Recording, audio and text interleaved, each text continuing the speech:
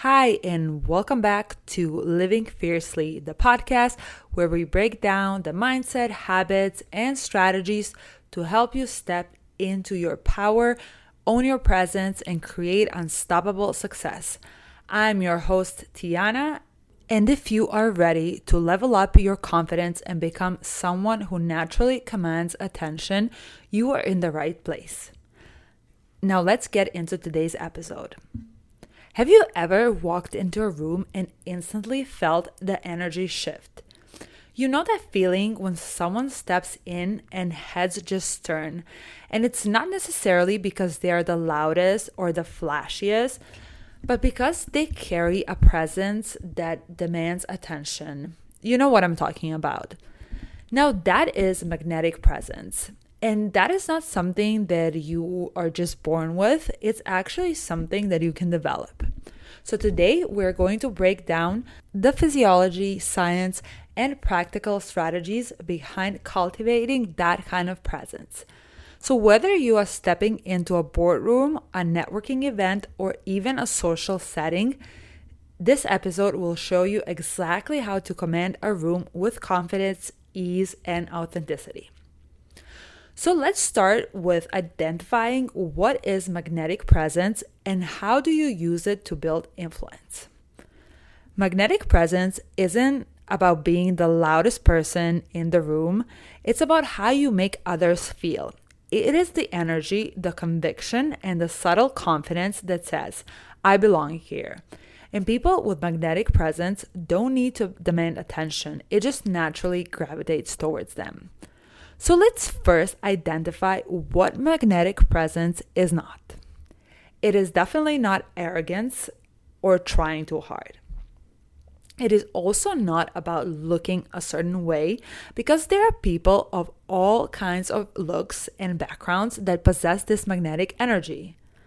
And it is absolutely not about talking the most or being the loudest in the room. Instead, it is a combination of self-assured energy, which is how you carry yourself. Also, emotional intelligence or your ability to connect with others, and authenticity, owning who you are without apologies. And the good news, these are all the things that can be learned. You should look at your energy as your project. One of the most overlooked aspects of magnetic presence is energy. So people are drawn to those who radiate a certain calm confidence, a sense that they are in control of themselves and the situation. This doesn't mean dominating a conversation. It means knowing when to listen and when to speak. So I remember once so vividly walking into a high-level networking event where I did not know a single person. And at first, I felt like a complete outsider.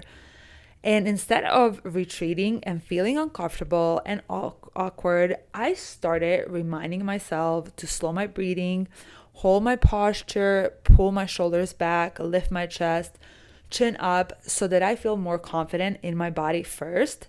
And then I approached every conversation with just genuine curiosity, not thinking about myself or how I look and sound, but just really I got curious about what the other person was talking. And within minutes, I started feeling at ease and the energy in the room just completely shifted. And that is the power of presence. And now, let's dig in the science of presence and perception.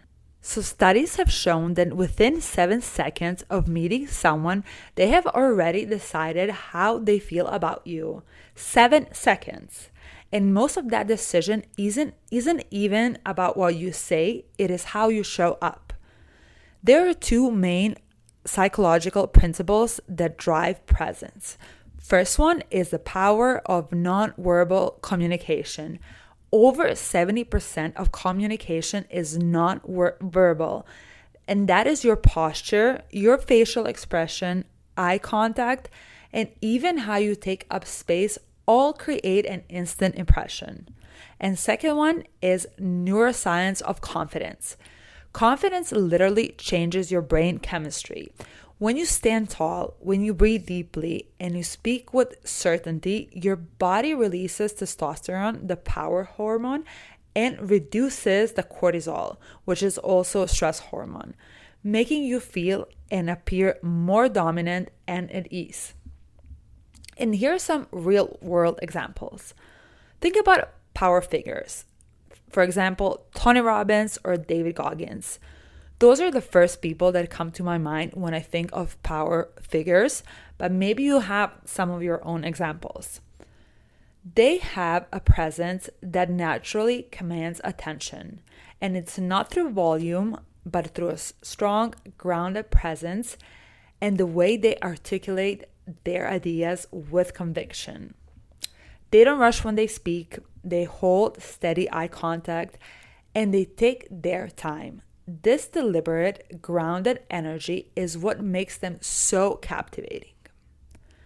And I just want to make a quick break and say that if you're loving this episode, please take a second and follow and subscribe the podcast so that you never miss an episode.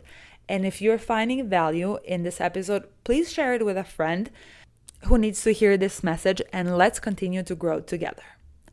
Now back to the episode. We're going to look into practical steps to instantly command a room. Step 1 is to master the art of first impression. The way you can practice and improve your first impression is to walk into any room slowly and with intention. Don't rush or fidget. Hold eye contact for at least 3 seconds when greeting someone, and then lead with a calm, open body language. So shoulders back and chest open. Step number 2, the 3-second rule for confidence. So before speaking or engaging, pause for 3 seconds. This will stop you from rushing, and it forces people to pay attention. And it also gives off a controlled and powerful presence. Silence can be really powerful when used well. Step number 3, speak with authority and presence. So I want you to slow down your speech. People with presence don't rush their words. Use tonal variations. Monotone equals forgettable. Energy equals memorable. And lastly, add statements with certainty, not an upward questioning tone. Step number 4, own your space. So never ever shrink yourself and claim the space around you. Move with deliberate gesture, so avoid fidgeting or small nervous movements. And finally, position yourself where you can be seen and heard. Don't hide in a corner. And step number 5, master the art of presence in conversations. So listen actively instead of waiting for your turn to speak. Mirror the other person's body language subtly to build connection. And lastly, speak with measured confidence, ensuring that every word adds value. And now that you've learned some practical steps to instantly command a room, let's deepen your magnetic presence. In order to build a long-lasting magnetic presence, you must consistently refine your mindset and habits. And here are some additional advanced techniques. First one, master the art of storytelling. Engaging speakers are great storytellers. Learn to communicate ideas through stories that evoke emotional connection. Develop high-value conversations. People with presence don't engage in shallow talk. Bring depth and insight into every conversation. Third, energy regulation. Your energy must be adaptable to different settings. You don't need to be a high energy all the time. Sometimes calm, grounded presence can be more powerful. And lastly, use strategic silence. Pause before you speak and allow moments of silence in conversations that will make people lean in and listen more attentively. So to wrap up today's episode, magnetic presence that some people are born with, it is about training yourself to show up powerfully and consistently. It is how you walk, how you talk, how you own your space, and more importantly, how you make others feel when you enter a room. So the next time you enter a room, don't focus on yourself. Focus on being genuine and curious about other people in the room. And if you enjoyed this episode, don't forget to leave a comment and subscribe. That's it for today, and I'll see you in the next episode.